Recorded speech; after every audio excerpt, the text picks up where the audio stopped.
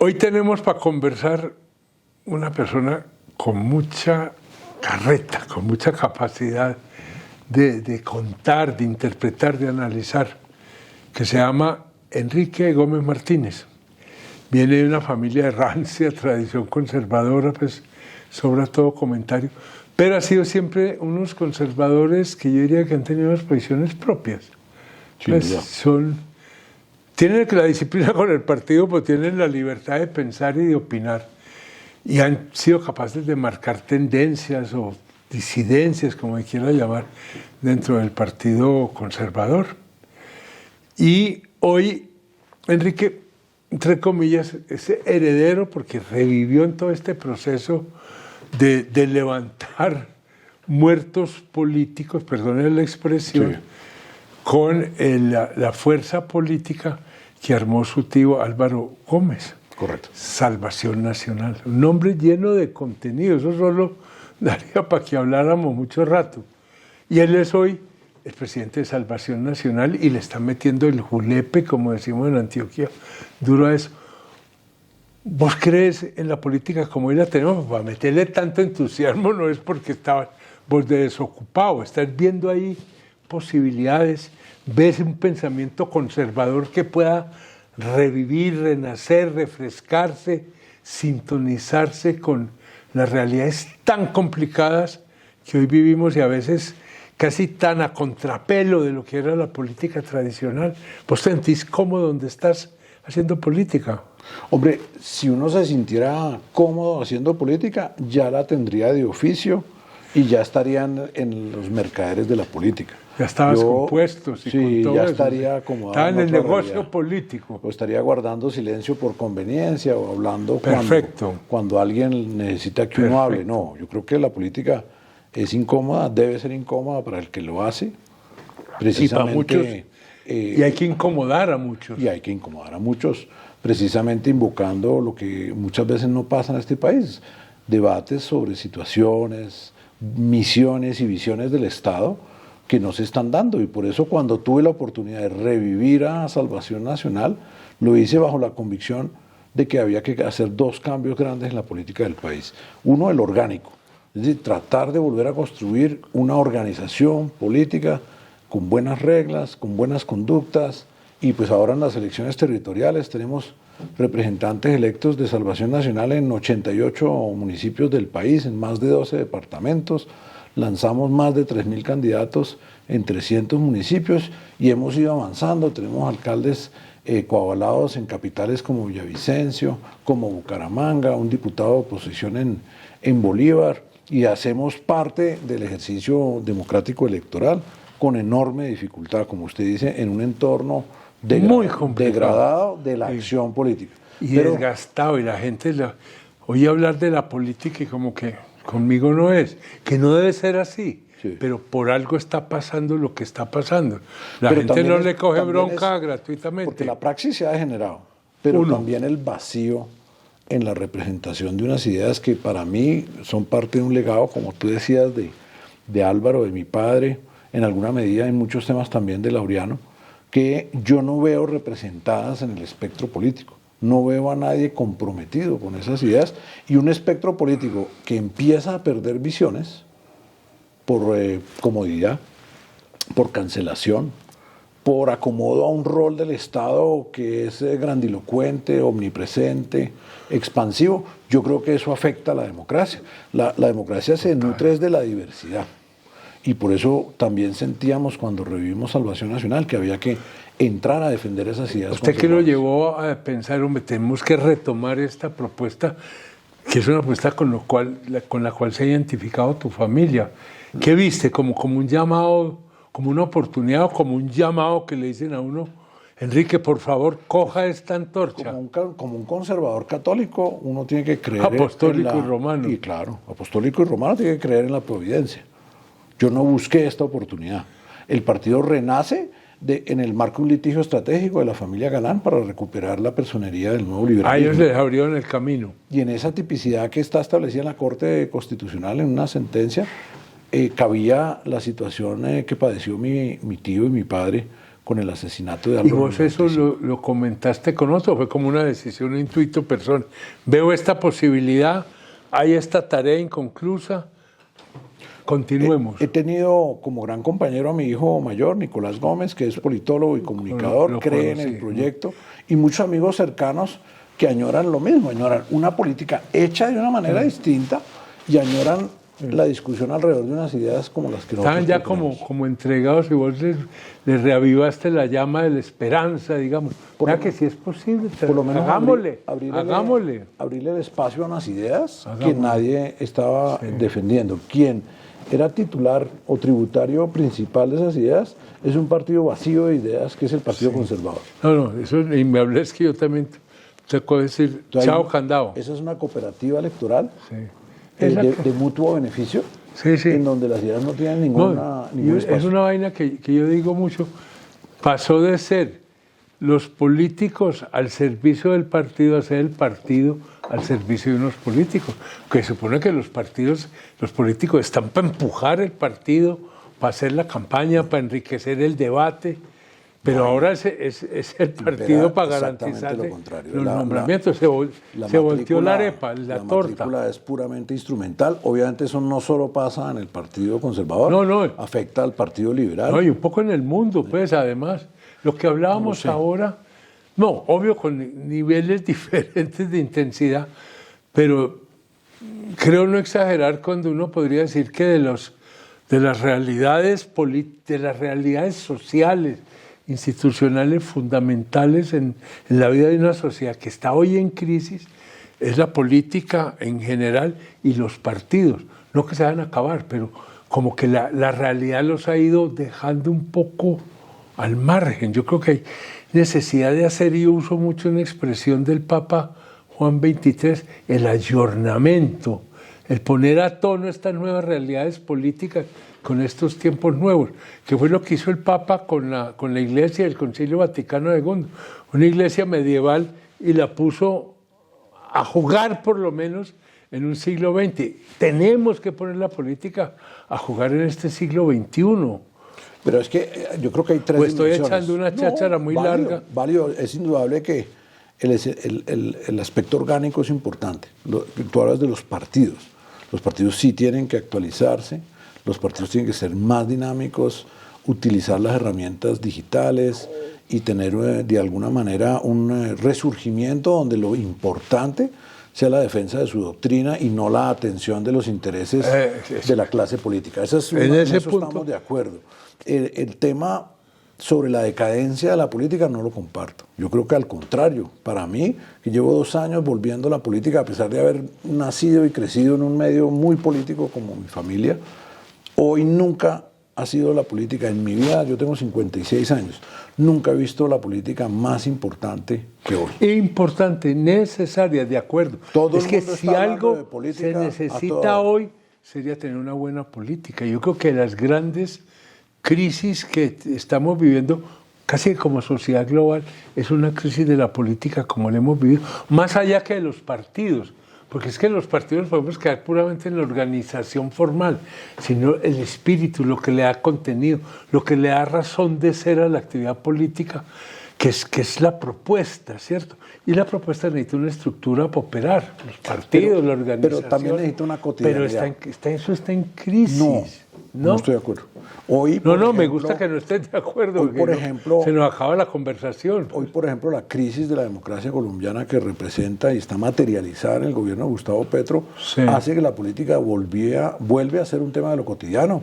Como las necesaria. Discusiones entre los amigos tomando un aguardiente en la mesa de la casa, la gente se pelea alrededor de los riesgos que hay para la democracia. Los jóvenes, en el caso nuestro y en muchos otros partidos, están activos, acercándose, ven los contenidos digitales y dicen, hombre, me gusta esta idea. La gente se le acerca a uno en las universidades y le dice, oiga, yo nunca había escuchado esa idea. ¿Por qué? Porque estábamos sumidos, creo yo, en un universo monocromático. Una patria boba. No, un conformismo, una cancelación, que es que el que piensa distinto de estas doctrinas progresistas, entonces no puede hablar, no se le puede escuchar. Y la resistencia al conflicto del ser humano es bajita, en general. La gente no quiere pelear. Y en muchos entornos colectivos de Colombia y del mundo, esta forma, digamos, de doctrinas de cancelación que impiden desde los extremos que la gente exprese sus ideas, pues aburren a la gente, entonces la gente se retira porque no hay diálogo democrático, porque no hay diversidad, porque al contrario, el que se sale de lo que es ese criterio normado... Le dan en la cabeza. Y lo dan en la cabeza digitalmente. Sí, no, con todo además de que antes era grave que le dieran a usted un ladrillazo en la cabeza, una aplastada digital. Ahora salen las barras bravas y esas bodegas y eso. Sí. Entonces yo siento... Pero fíjate una cosa ahí que me parece interesante lo que estás diciendo, Enrique, y es dos cosas. Uno, yo creo que hay una confusión a veces de pensar que la gente, eso que llaman la gente, que es muy difícil de definir, la gente le gusta la confrontación, la pelea, sacarse las uñas. No a todo el mundo. Ese es el discurso. Pero creo que la mayoría de la gente lo que quiere es como seguridad, como tranquilidad, como que tenga un horizonte relativamente garantizado. Puede que no sea un horizonte esplendoroso, pero un horizonte en donde pueda desarrollar su vida. Y ese elemento de seguridad yo creo que está muy perdido. Y estas alas que son radicales, muy pequeñas, pero que hacen mucha bulla, como que hacen perder este sentido. Y la gente dice, un momentico, aquí ¿qué está pasando? La reacción es o alinearse para evitar el conflicto, retirarse para evitar el conflicto, ¿cierto? O generar comunidades que yo llamo homogéneas. Sí. Entonces, que es una de las crisis, digamos, de este progresismo cuasi autoritario en el lenguaje, en la actitud, en el sentimiento, en la postura social. La capacidad de descalificar al otro. Entonces, ¿qué produce? Pues produce la búsqueda natural para la defensa individual de entornos homogéneos. O bien, yo me hago en un entorno donde no se habla de política, resuelto el problema. O me hago solo en un entorno donde la gente piensa todo igual que yo. Mira, entonces nadie me va a castigar porque yo pienso distinto. Esto es drama identitario, ¿cierto? Entonces esto viene con el tema de género, con el tema de clase, con el tema étnico, climático, con las afinidades. Entonces nos juntamos los que nos entendemos y compartimos algo. Y el resto del mundo que lo lleve el diablo. Y esa creación de comunidades homogéneas está reforzada por el medio digital.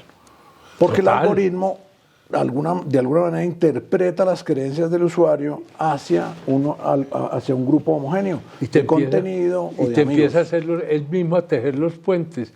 Y cuando te das cuenta, te metieron ya en un grupo. La sociedad se compartimenta. Entonces, y pierde la capacidad del diálogo, porque el diálogo es como el ejercicio.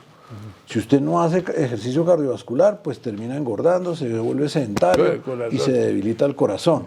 El diálogo pasa lo mismo. Si usted no dialoga con personas que piensan distinto, pierde el hábito, pierde la capacidad de oír, la paciencia para oír. A veces para ejercer la dialéctica se necesita práctica. Y la democracia es finalmente dialogar.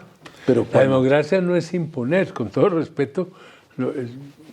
Las posiciones muchas del presidente Petro, digo, ¿eso es democrático o eso es autoritario? Porque son términos que chocan. Yo no le he conocido la dimensión democrática, Gustavo. No, pues como el discurso es democrático. Yo te digo que la busco con mucho interés, pero al rato me siento como buscando la aguja en el pajar. No la hay, no creo que él... Porque puede estar en el discurso, pero echa el discurso y acto seguido con el acto borra lo que acaba de decir. Y yo creo que... Y eso es lo que nos está faltando, democracia, espacios, diálogo, aceptar la diferencia y construir a partir de yo esa hablo de diferencia. Temas tabú, de regular el mercado laboral colombiano. Es un tema que aquí no se puede tocar. Sí.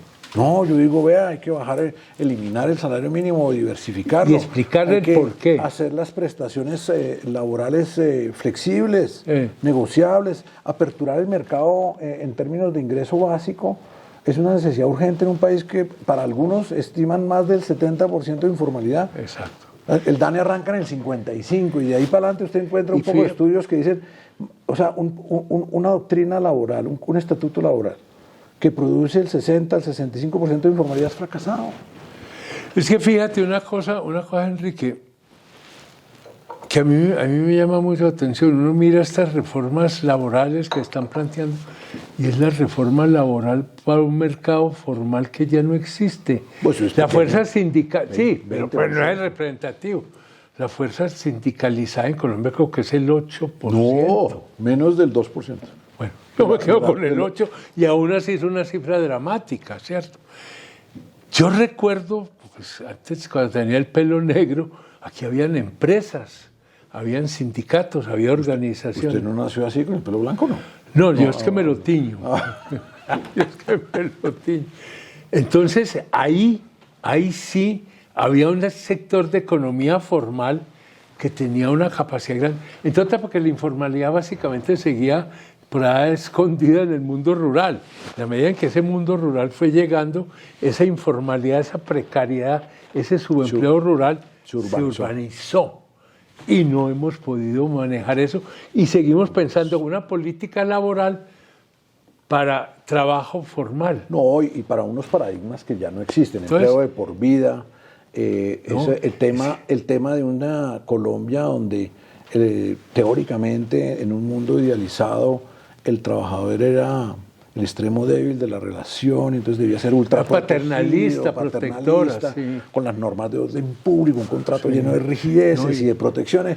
Ni creo que los trabajadores hoy en día, que además en Colombia con una pérdida de productividad laboral tan terrible por la mala educación, los trabajadores que tienen habilidades mandan en el mercado colombiano, lo sabe todo el universo formal, lo sabe. Sí, claro. El trabajador pone las condiciones y lo ve usted en un indicador que es muy diciente en las empresas formales colombianas, que es la tasa de rotación. Hay empresas que operan con 20-25% de rotación laboral, porque la gente está moviéndose de un empleo a otro, buscando mejores condiciones y las obtiene. Y el país no ha querido hacer un tránsito a un régimen que, siendo más flexible, haga varias cosas. Uno, reconozca que la productividad promedio del empleado colombiano es muy bajita. Le voy a dar este dato. La productividad promedio del empleo en Colombia es de 700.000 pesos, casi 35% por debajo del salario mínimo. Cuando usted pone ese salario mínimo no como un valor de referencia, sino como un valor obligatorio, está dejando por fuera el empleo formal a millones de colombianos que nunca van a alcanzar esa gradación.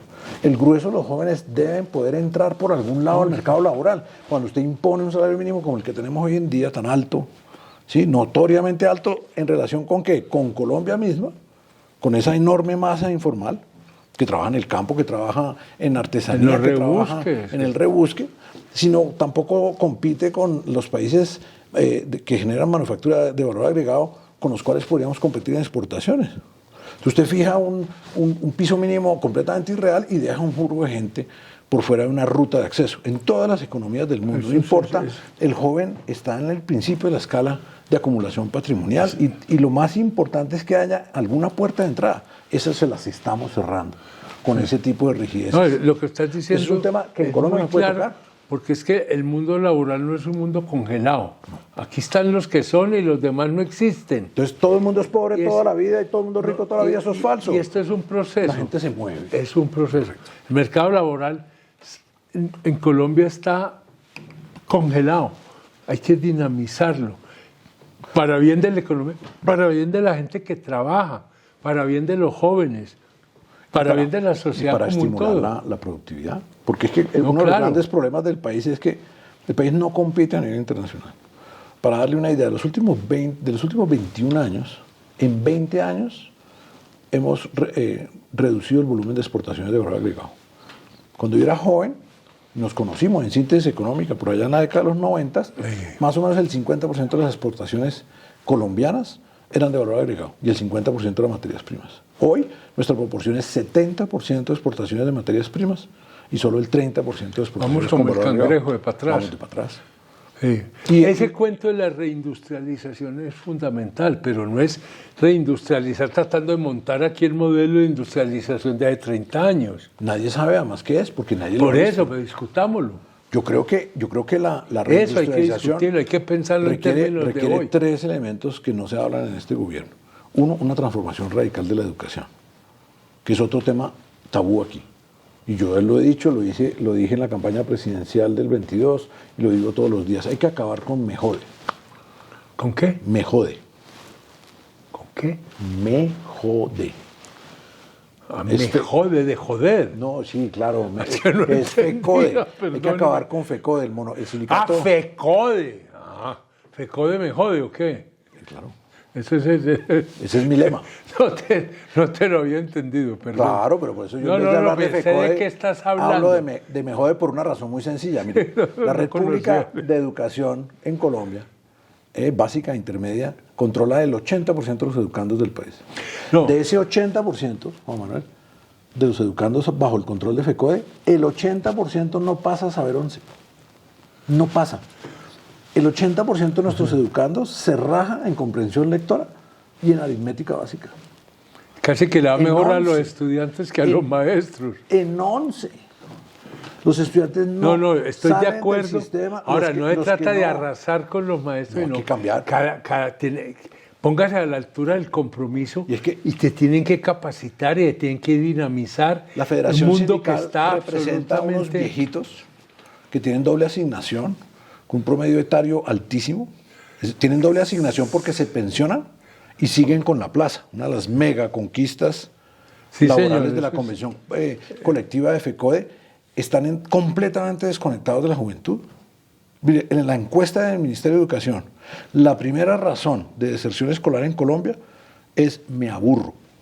Me aburro, ¿no? 33% de las No niños aprendo nada, no estoy ven haciendo un nada. viejito ahí hablando de algo y Pero vea, se van a qué? No al empleo formal, porque no hay empleo formal de 700.000, ni 800.000, ni de 900.000 pesos mensuales.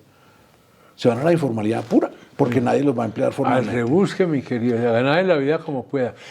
Vea, se nos acaba el tiempo, pero usted plantea un tema que es tan amplio, tan importante, que es el de la educación. Porque es esto que estamos viendo, pero es lo que está pasando con la educación superior. Es que el nivel de caída de la matrícula en las universidades es dramático. ¿Qué está pasando allá? No hay posibilidades, una mala educación, una formación que está divorciada de lo que es la realidad, donde usted va y lo que me están enseñando sirve. No, primero Yo más bien me voy a buscar a ver qué puedo la hacer. realidad Pero- poblacional, Juan Manuel, es gravísima. Nosotros nos comprometimos desde las épocas cepalistas con que un factor de desarrollo era reducir la tasa de reproducción o de crecimiento de la población, pues está bajando. La tasa colombiana En el está mundo, negativa. sí, sí. Entonces hay menos jóvenes, punto. Eso es un primer Sí, problema absoluto. hay menos matriculados porque hay matriculados que menos para matricularse. Lo segundo es, la universidad se congeló en el tiempo. El pensum es... Entonces, un grupo grande de personas que no valoran el conocimiento, sino valoran las competencias, que es muy distinto. que es distinto.